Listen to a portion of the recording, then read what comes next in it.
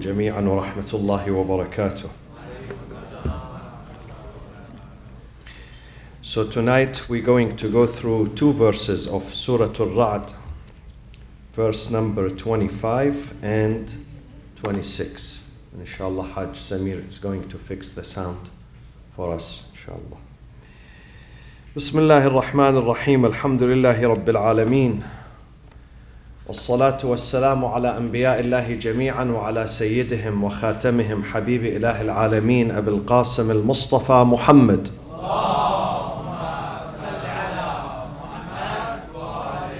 وعلى أهل بيته الطيبين الطاهرين المعصومين الذين أذهب الله عنهم الرجس وطهرهم تطهيرا.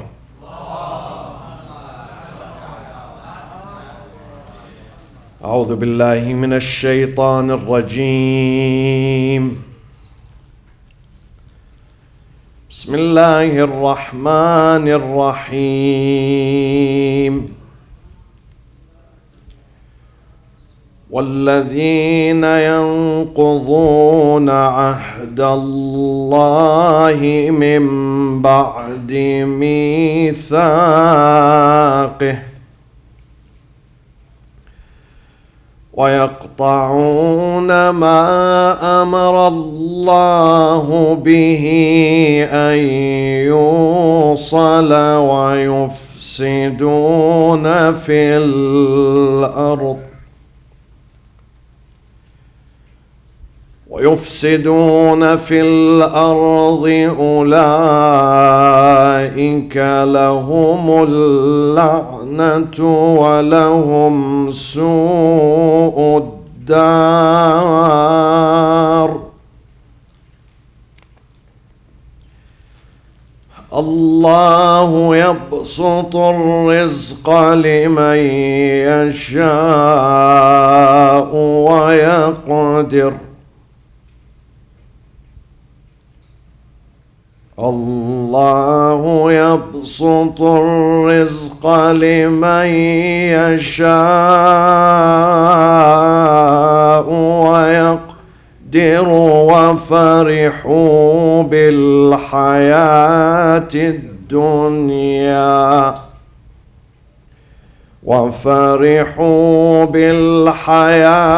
الدنيا وما الحياة الدنيا في الآخرة إلا متاع وما الحياة الدنيا في الآخرة إلا متاع. ويقول الذين كفروا لولا أنزل عليه آية من ربه قل إن الله يضل من يشاء ويهدي إليه من أناب.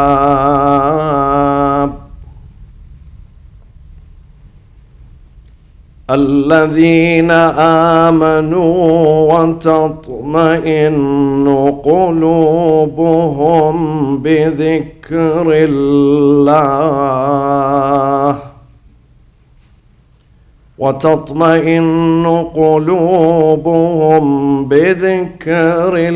الله.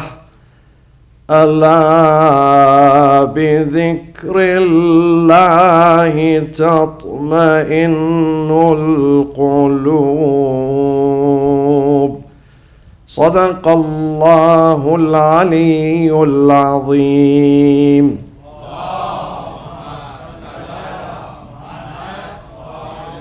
والذين ينقضون عهد الله من بعد ميثاقه. So the previous verses spoke about those who possess intellect and their characteristics and their traits and their qualities. and things that they do. And tonight, this verse, 24, speaks about, or 25, speaks about those who are opposite to the first group. Those who do not possess intellect, or those who do not use their intellect. They don't use it, they don't utilize it. God has given us the brain, reason, and He wants us to use our reason. If we can use the reason today, incorporate reason in our decisions, in our life, in our relationships, we can survive. We are not going to fight with each other. We are not going to go to court. We are not going to have conflicts among ourselves.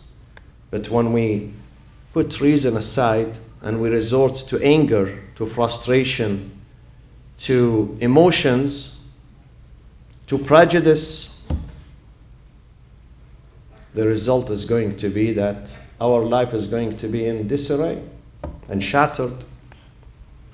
God says those who do not use their intellect, they have three qualities, three descriptions.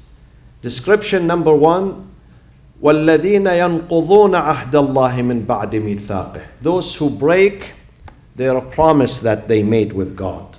After signing their covenant with God, making a covenant with Him, they break it. And these promises that we make with God, some of them are inherent. Some of them we made them before we came into this physical existence. We made them when we were in the spiritual realm, عالم الذر, before our physical formation. And this is in chapter 7. God says in chapter 7, when I created the souls, I asked them, أَلَسْتُ بِرَبِّكُمْ? Would you accept me to be your Lord? قَالُوا بَلَى. They made a covenant that they will accept me as being their Lord, and they would worship me, and they will obey me, and they will follow my path. So we made a covenant. Some of them are inherent covenants. But when we come into this life, we change our mind.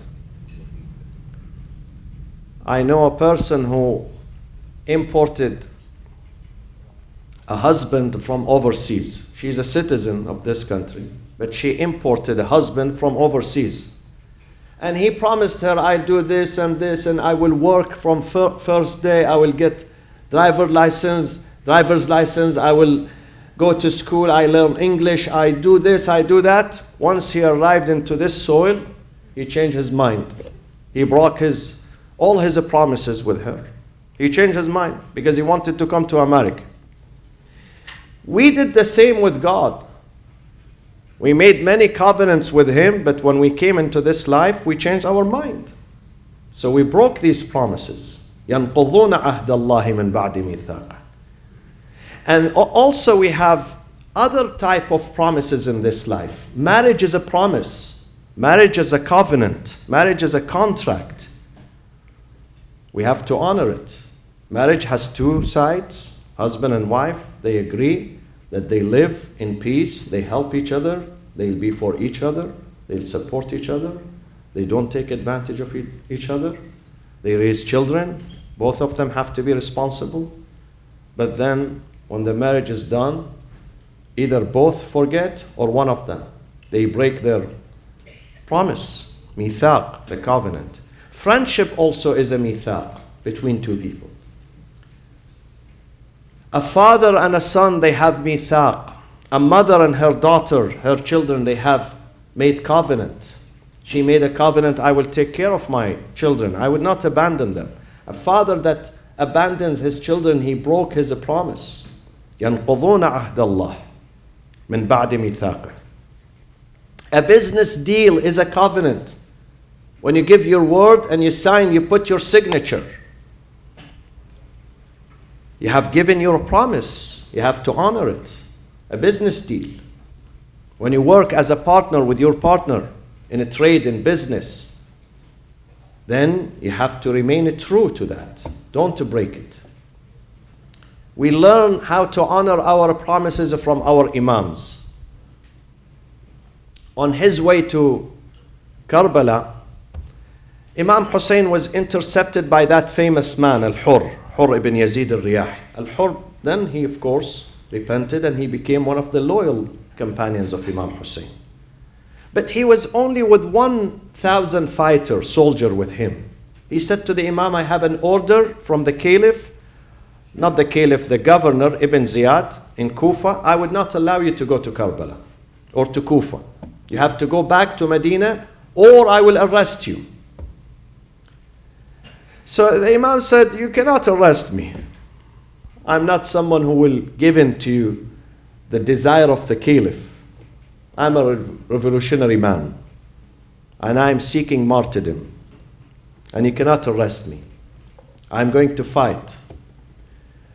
So he said to him, but let's make a deal. If I don't arrest you, then you don't go to Kufa. Imam said, okay, I would not go to Kufa. So he changed his direction. And he gave his word to Al-Hur. He changed his direction.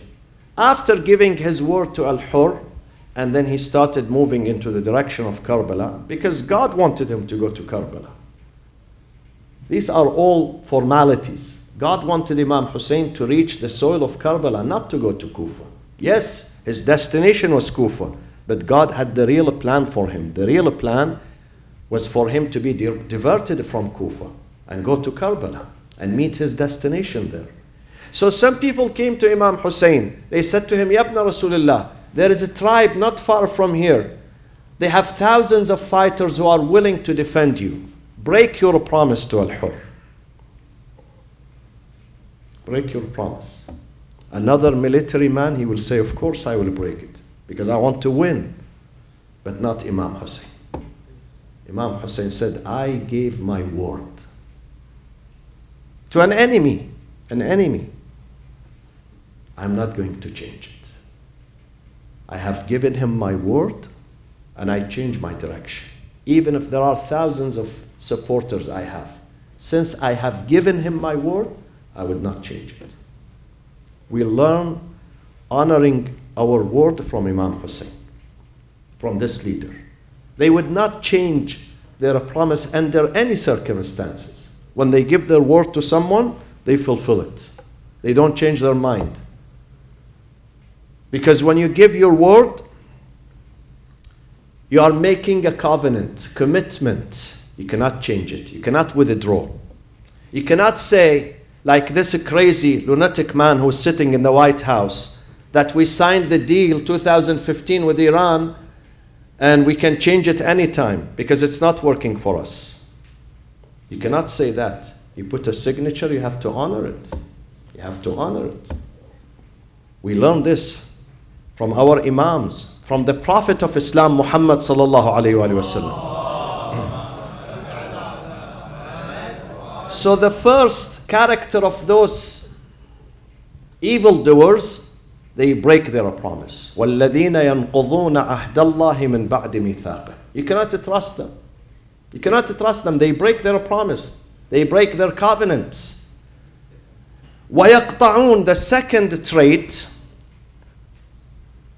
of the evildoers, they disjoin, they disconnect, they sever. Sever what? وَيَقْطَعُونَ مَا أَمَرَ اللَّهُ بِهِ أَن يُوصَلْ. What God has commanded to be joined. To be joined. God commanded a relationship to be joined, to be connected. And I mentioned that 3 weeks ago. There are two relationships that we have to join.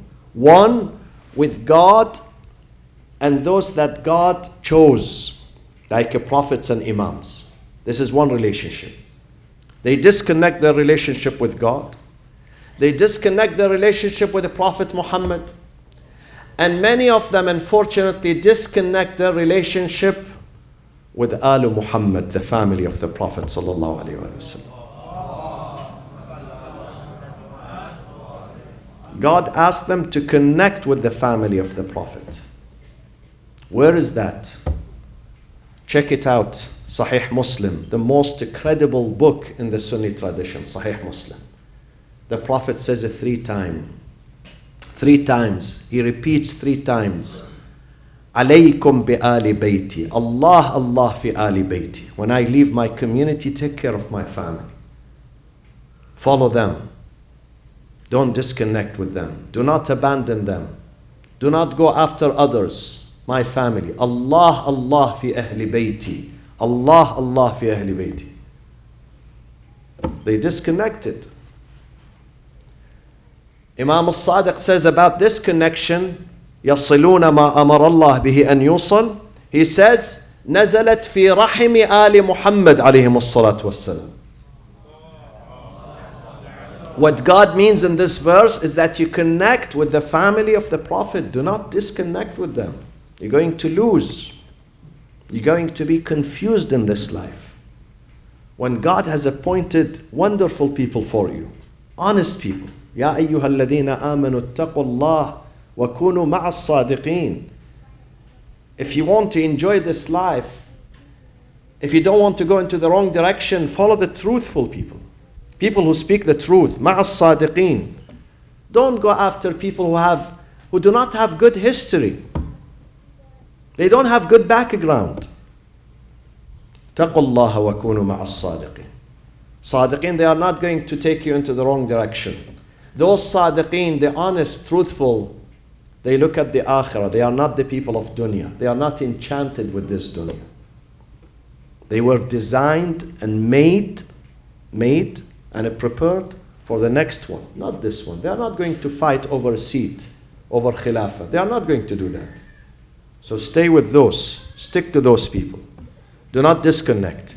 This is one relationship. The second relationship with your family members. Don't disconnect with your family members. Just because they did not return your greetings, your salam, it's not a reason for disconnection. Just because they don't respect you, it's not a reason to disconnect. If they don't respect you, this is their problem. They have to answer God tomorrow. You don't disconnect with them. Especially your father, your mother, your brother, your sister. Those are first degree family members. Don't disconnect with them. Don't disconnect with them over the affairs of the dunya. Piece of land we are fighting. I've seen people, brothers, take each other to court here in America. Here in America because of a piece of land, because of some money. They take each other to court. This is يَقْطَعُونَ مَا أَمَرَ اللَّهُ بِهِ أَنْ يُوصَلْ. They disconnect with their families. You shouldn't fight over a piece of land with your father, with your brother, even if your brother is wrong. In my opinion, I would not take him to court because there is a bigger court. Because there is a more decisive court and a bigger judge. I'm not going to take my family members to a court. Even if they take my house, I'm not going to do that. Family is sacred. And court is not the solution. It's not the solution. وَيَقْطَعُونَ مَا أَمَرَ اللَّهُ بِهِ أَنْ يُوصَلْ. And their third bad character is وَيُفْسِدُونَ فِي الْأَرْضِ. وَيُفْسِدُونَ فِي الْأَرْضِ. They work corruption upon the land, in the land. They work corruption. What is corruption, my friends? What is fasad? Every sin is considered fasad, corruption. Every bad behavior is corruption. And we have been endowed with the responsibility of islah, not ifsad. To fix things, to build, not to destroy. Any act which is destructive is considered an act of corruption. Any act. And when we look at the Quran, the prophets, emissaries that God sent to humanity, their first aim was islah. In aradtu, Shu'aib alayhi salam in Madian says to his community, In aradtu illa al-islah mastata'at wa ma tawfiqi illa billah. I am here to work hard as much as I can to build, to bring people together, to spread love, to spread unity, to foster friendships and brotherhood and sisterhood. In uridu illa al-islah. To bring a husband and wife together, back together. A father and son who are not speaking to each other, back together. Two families back together. Two communities back together. This is my role. This is why we are here. We are builders. We are peacemakers. And Musa alayhi salam says to Harun, when he left him, Musa was supposed to go and speak to God for 30 days. God said to him, Musa, you leave your community, you come to me for 30 days. وَوَعَدْنَا مُوسَى 30 لَيْلَةً. But then when he was there, God said to him, I will extend that another 10 days. Stay here, don't go back. وَوَعَدْنَا مُوسَى 30 لَيْلَةً وَأَتْمَمْنَاهَا بِعَشْرٍ فَتَمَّ مِيقَاتُ رَبِّهِ 40 لَيْلَةً. وَقَالَ مُوسَى لِأَخِيهِ هَارُونَ. Before he left, he said to his brother Aaron, who's leaving behind him, he's leaving him behind in the community. وَقَالَ مُوسَى لِأَخِيهِ هَارُونَ اخلفني في قومي. Succeed me in my community when I leave. وأصلح. Your role is islah, reforms, fixations. I need you here to bring people together. وَلَا تَتَّبِعْ سَبِيلَ الْمُفْسِدِينَ. Be careful.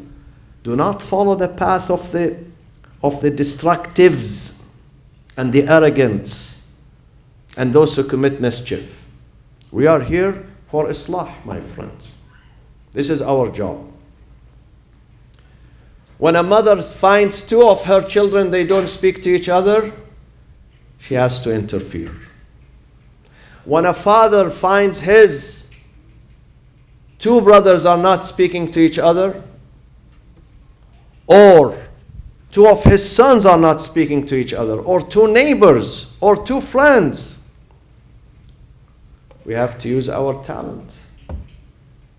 Sometimes some people have money, their talent is money. Sometimes their talent is knowledge. But sometimes their talent is honor. God says about Moses, وَكَانَ عِنْدَ اللَّهِ وَجِيهًا. He had an honor. So you have to use your honor. You have to pay the taxation of your honor. Honor and dignity is a gift from God. God has given you honor and dignity. You have to use some of it. Don't say, no, because this person is going to attack me. That one is going to be suspicious about me. This one is going to put me down. The other is going to disappoint me. Don't say that. You have to pay taxation. You have to spend out of your honor. Sometimes you have to spend. You have to reach out to people. Some people say, no, I stay in the community, I stay away from people. This is not right. You are here for a number of days. And you have to leave your footprints in this life. You have to have a legacy. Your legacy is islah. وَلَا تَتَّبِعْ سَبِيلَ الْمُفْسِدِينَ. My friends, each and every one of you has to be an agent of goodness in his family and his neighborhood and his school and his office and his community. Each and every one of you. Try to bring the hearts together. Try that your presence in the community, in the family, is a source of goodness, khair, is a source of peace, is a source of stability. Source of stability. When you can do that, you are on the right path. And sometimes it's difficult. Sometimes we struggle to bring people together, but we fail. But you should not quit. You should not quit. You should continue. Maybe you failed the first time, the second time. Maybe out of 20 attempts, you succeed in one. This is good. You score the points. And God will thank you for that. And God will appreciate every step you take. Sometimes people do not appreciate, they do not know, but God knows. يَعْلَمُ خَائِنَةَ الْأَعْيُنِ وَمَا تُخْفِي الصُّدُورِ. God knows about your intention too. If your intention is good, you score points. So this is وَالَّذِينَ يَنْقُضُونَ عَهْدَ اللَّهِ مِنْ بَعْدِ مِيثَاقِهِ وَيَقْطَعُونَ مَا أَمَرَ اللَّهُ بِهِ أَن يُوصَلْ وَيُفْسِدُونَ فِي الْأَرْضِ. They have these three traits. أُولَٰئِكَ لَهُمُ اللَّعْنَةُ وَلَهُمْ سُوءُ الدَّارِ. Such people who have these three bad qualities, they're going to incur the wrath of God. لَهُمُ اللَّعْنَةُ. What does it mean, لَهُمُ اللَّعْنَةُ? La'n is a curse. What does it mean? Huh? They are distant from God's mercy. Excluded. This is the exact meaning of la'n. God, who includes everything in His mercy, to those people He says, sorry, my mercy does not reach you because you blocked the way. You rejected it. أُولَٰئِكَ لَهُمُ اللَّعْنَةُ وَلَهُمْ سُوءُ الدَّارِ. سُوءُ الدَّارِ, they're going to have an evil abode. What does that mean too? What does it mean to have an evil abode? It means that the sorrow and the pain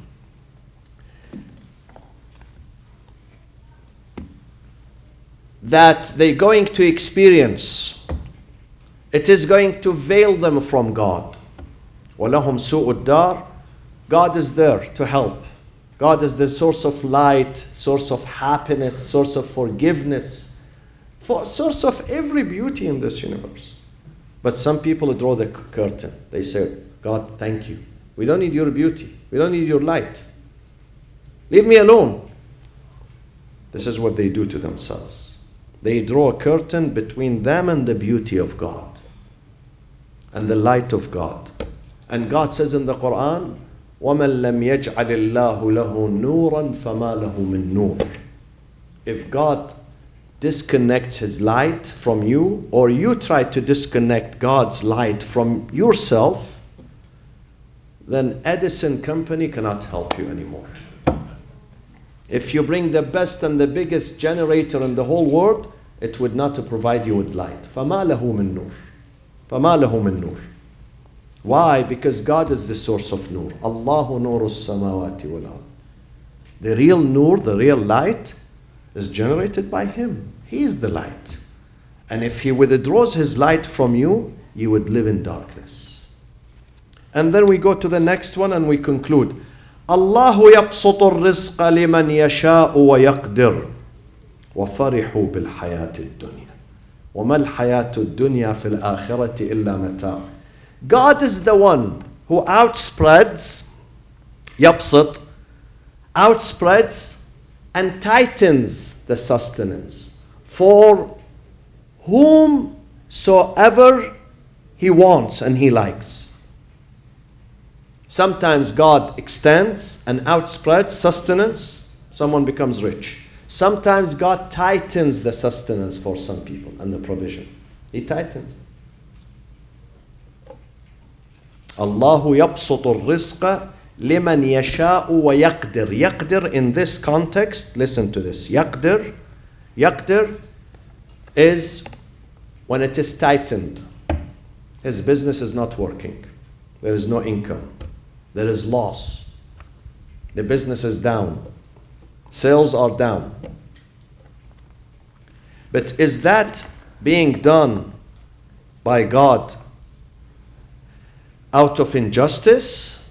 No, God would not practice injustice against anyone. It depends on rizq in this life, depends on certain elements. Number one, our akhlaq, our character.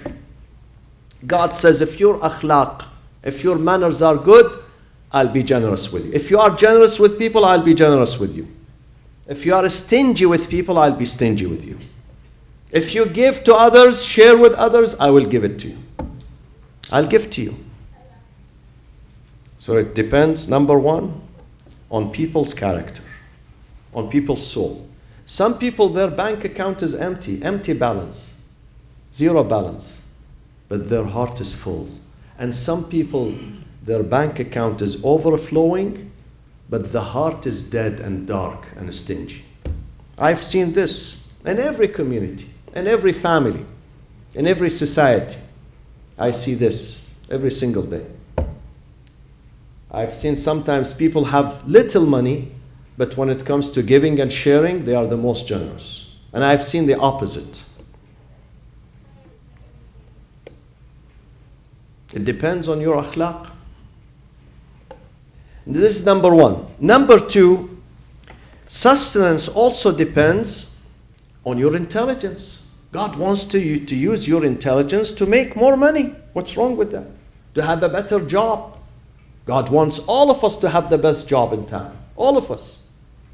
Because a best job, it brings good money, and good money brings good welfare to you and to the rest of the society.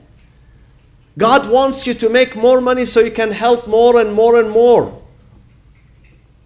God does not want us to be dependent on others. This is not good. Generate money. God has given you brain, reason, aql, intelligence. Use it.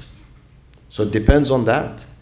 And also it depends on your himmah in this life. Your activity.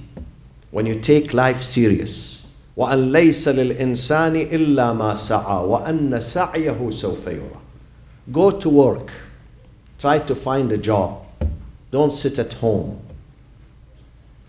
Don't say there is no work in this country. There are no job opportunities. Go and find. God says, leave your house, search, I'll find it for you. But you promise me you leave your house.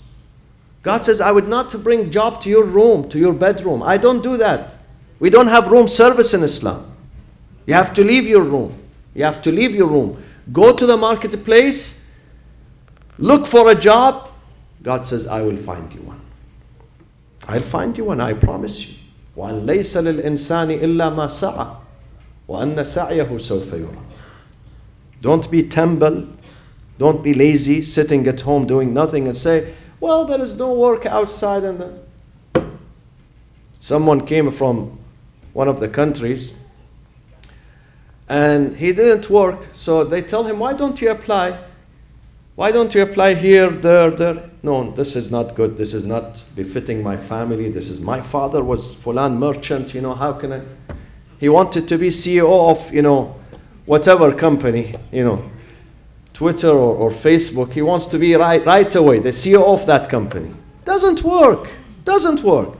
Those that you see them, the CEOs, they started from zero, from sub-zero.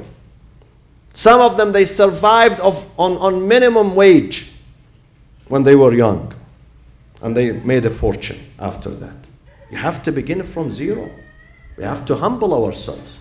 When God looks at us humble, sincere, really we want to save our families, He will send the sustenance. Allahu yabsutu ar-rizqa liman yasha wa yaqdir wa farihu bil hayati ad-dunya. God says, those who are attached to this life, they rejoice. Wa farihu. They rejoice in this life. They don't think of the next chapter of their life. They rejoice in this life. وَفَرِحُوا بِالْحَيَاةِ الدُّنْيَا. But God says, listen, do you want me to give you the example of what this life represents to the other one? وَفَرِحُوا فِي الْحَيَاةِ الدُّنْيَا وَمَا الْحَيَاةُ الدُّنْيَا فِي الْآخِرَةِ إِلَّا مَتَاعٌ. Yet, compared to the hereafter, this life of this lower dunya, lower world, is but fleeting enjoyment. Nothing but a fleeting enjoyment. Mata', my friends, what is the meaning of mata'?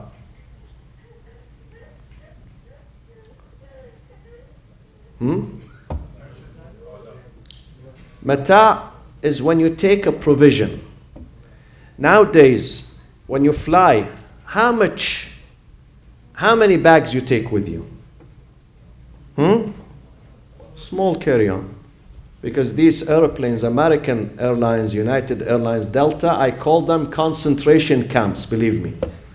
Believe me, concentration camps. The leg room is getting smaller and smaller, crammed, Alhamdulillah, flight attendants over 70 years old, they have back pain and they can't help. So these are concentration camps. So you have to take a small bag with you. If you take a larger one, you can't carry it, you can't put it there in the compartment. Mata. God says this life is a small carry-on luggage compared to the next one. Small luggage, small provision, and temporary one, fleeting. Fleeting, it will end. It is a temporary one and fleeting. So don't be attached to this one. Don't be attached to this one. Now in the news, someone is being tried in Manhattan, in a court in Manhattan, New York. They call him a billionaire. Check out his name. He's been going to the court for the last 3-4 days. He's a billionaire. But he's going to spend the rest of his life behind bars. At least they're going to sentence him to 45 years in a prison. He's 66 now. So add 45 to it. How long he's going? 110, if he's lucky, if he's still alive. He's a billionaire. He's not enjoying his money anymore. Why? Because of the greed he had and because of the foolish things he did in his life. He thought that when he has money, he can get away with it. Because he would fly presidents on his private jet. And he thinks that my money is going to protect me. But his money failed him at the end. God says your money is not going to protect you there. If it cannot protect you here, definitely it would not protect you there. Unless you use your money for a good cause, not a bad cause. اللهم اغفر للمؤمنين والمؤمنات والمسلمين والمسلمات الأحياء منهم والأموات تابع اللهم بيننا وبينهم بالخيرات إنك مجيب الدعوات إنك غافر الخطيئات. My friends, Saturday, tomorrow of course, the Salat Friday prayers at 1 p.m. And Saturday night, 6:30, we're going to celebrate the Milad, the birthday of our 8th Imam, Al-Imam Abu al-Hasan Ali ibn Musa al-Ridha alayhi salatu wassalam. Allahumma salli ala Muhammad. This is a special Imam. Imam al-Ridha is really, really indeed a special Imam. And we have invited a very good man with good hearts. I was with him last weekend in Washington, D.C. He's Reverend Pastor John Shook. He's a pastor of a church in Portland, Oregon. Last Arba'een, he walked from Najaf to Karbala. He wanted to discover Islam, to discover Ahlul Bayt, to discover this man whose name is Hussein. Why millions of people go? They leave their homes, their businesses, their families. They walk 3 days. And he made a good discovery. And he made a documentary. The name of that documentary, if you want to check it out tonight, when you go home, it's 30 minutes. For the love of Hussein. He means that all what people are doing this for the love of that leader, Hussein. They are willing to leave their families, their rest, their health, their homes, to walk in the desert for the love of Hussein. And definitely the love of Hussein, the Prophet says, أحب الله من أحب حسينا. God would love those who love Hussein alayhi salam. He's going to be the keynote speaker. So don't miss that opportunity. Bring your friends and listen to him, inshallah. He's going to be here Saturday night, less than 48 hours from now. اللهم اغفر للمؤمنين والمؤمنات والمسلمين والمسلمات وعجل في فرج إمامنا ومولانا صاحب العصر والزمان وإلى أرواح المؤمنين والمؤمنات ثواب الفاتحة مع الصلاة على محمد وآل محمد.